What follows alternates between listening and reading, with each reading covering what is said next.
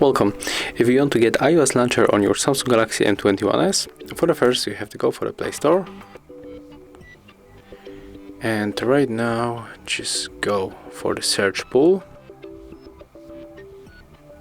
Type iOS launcher. And we have to get application from the Lutin developer. There's the first one.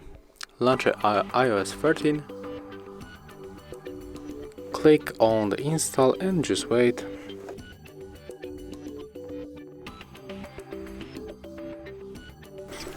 Let's click on the open.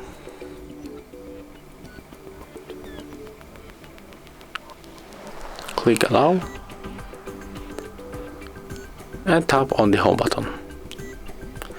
We have to select iOS Launcher 13, click always. Tap till we get it. And it's loading all of the data. And as you can see, here we got our launcher.